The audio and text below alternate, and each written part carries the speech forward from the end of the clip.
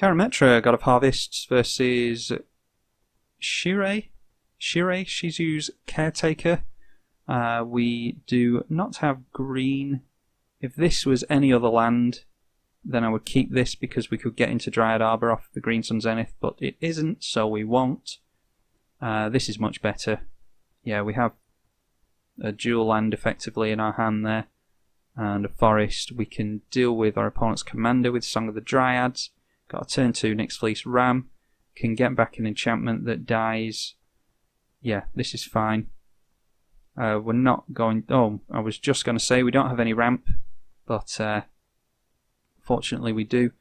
We will just play out the forest there. We're not going to be cracking the Flooded Strand anyway, because we want that Llanowar Elves that's on top. Yeah, Shirei, Shizo's Caretaker, is a 2/2 for 5 mana in mono black. Whenever a creature with power 1 or less dies, you may return that card to the battlefield at the beginning of the next end step if it is still on the battlefield.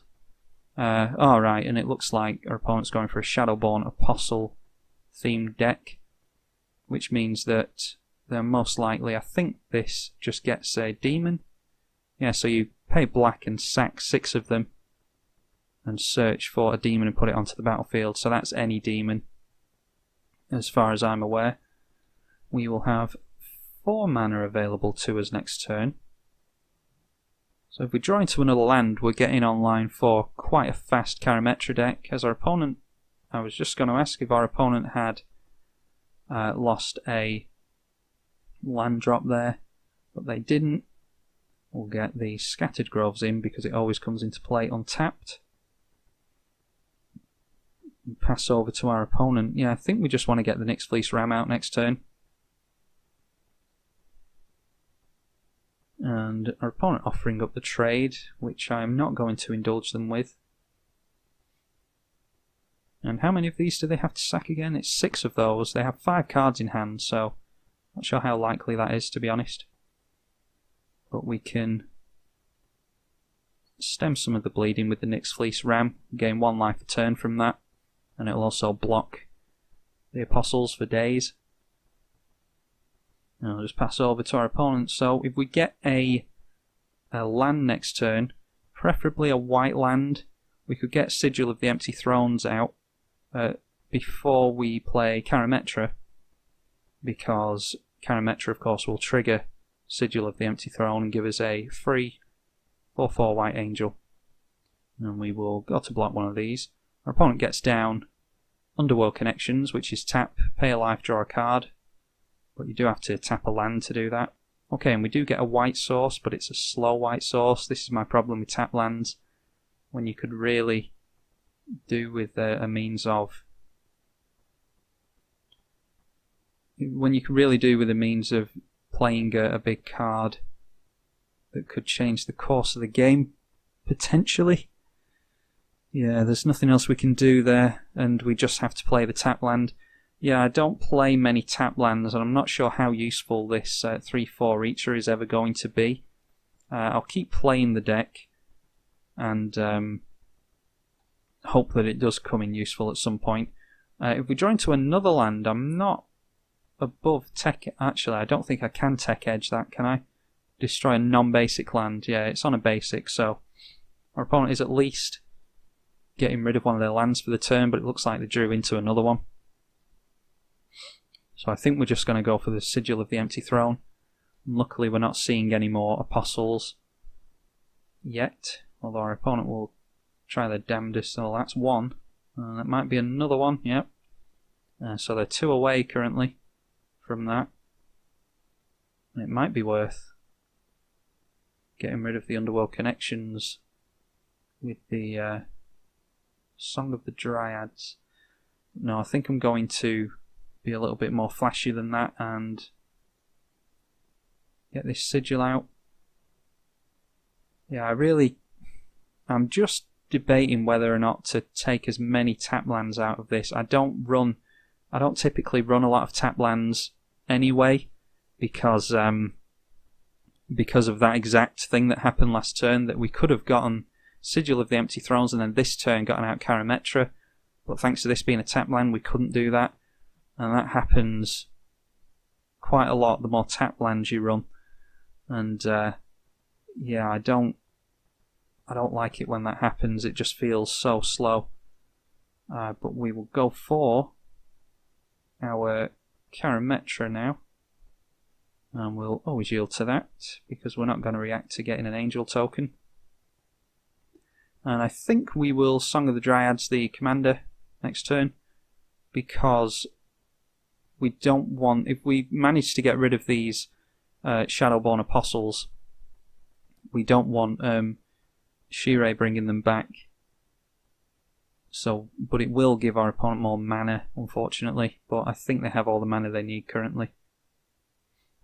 Okay, getting into Smouldering Abomination. Whenever, at the beginning of your upkeep, you have to sack a creature, and whenever you sack a creature, draw a card. So we might actually see our opponent struggling to keep the Shadowborn Apostle count up. Yeah, do we mind? We don't mind blocking that and killing it. It'll just bring it into play on tap, but that doesn't really matter to us. It'll come right back at the end step with Shirei.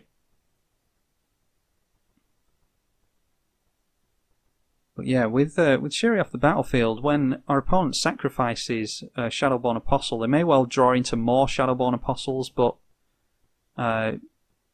yeah, this Shirei won't bring them back because it won't be on the battlefield, it'll be a forest. So I think that is the line that we go for here. And just hope that the Smothering Abomination forces our opponent to sack the Shadowborns and then they don't come back. And then hope that they don't draw into more from there. Where are we here? We can just go into a land tax here. Get another angel. I think we can just swing in with the angel and the Karametra now. Actually. Yeah.